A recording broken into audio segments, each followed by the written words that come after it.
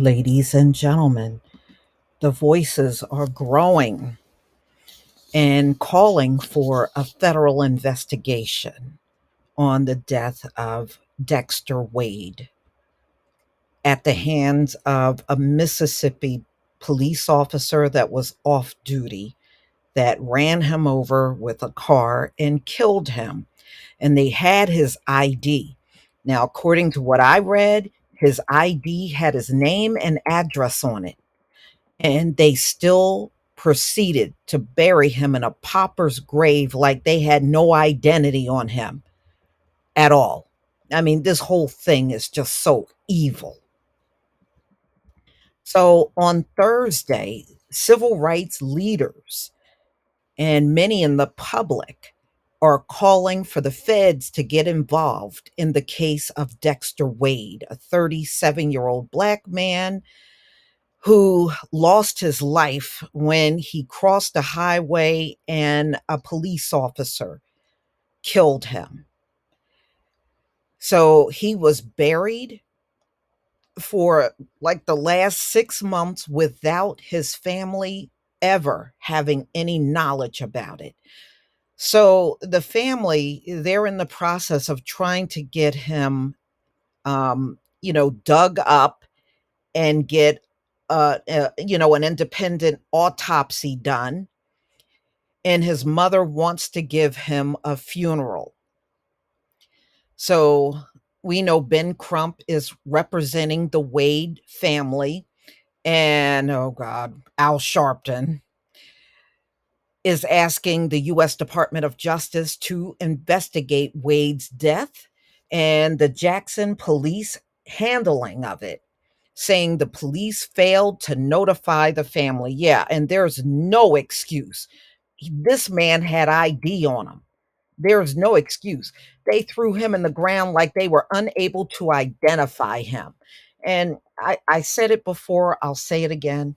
They did this, y'all, because they were protecting that police officer. And that's all they were concerned about.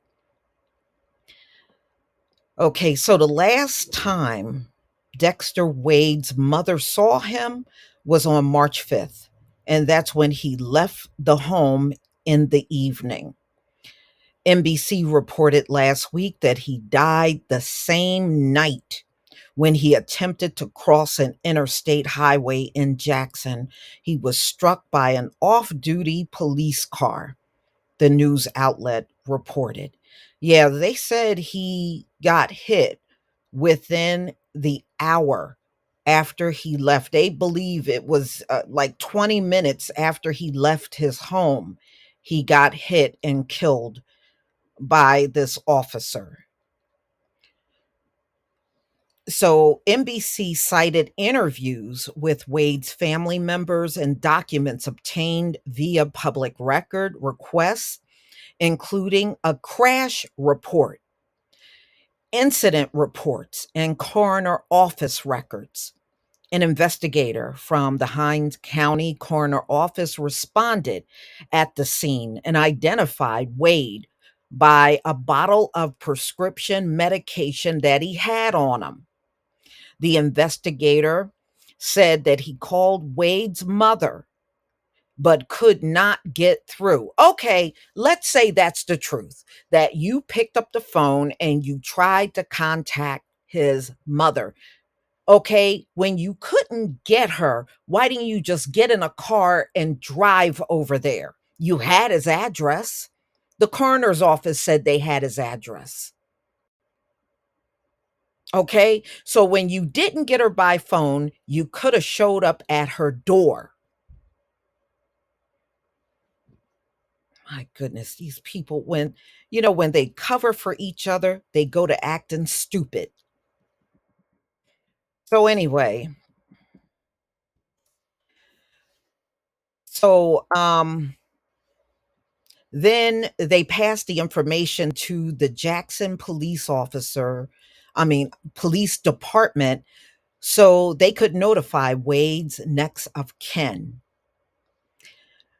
The Jackson Police Department did not return a request for comment. A spokesperson for Jackson Mayor Lumumba told NBC News in an interview that was miscommunicated, but the police had no malicious intent. Yeah, they said a lot of people dragged him over saying that.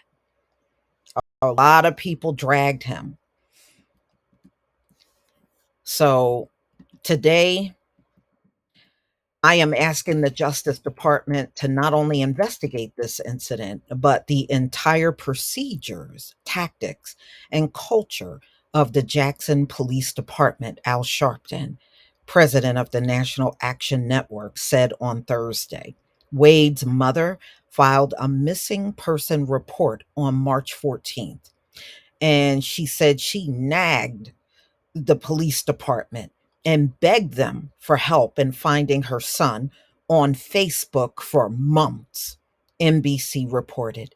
After a new investigator took over the case in August, she was notified that he had died and his body had eventually been released from the morgue and was buried in an unmarked grave in Hind County, right behind the jail. I mean, would you want your child buried behind a jail?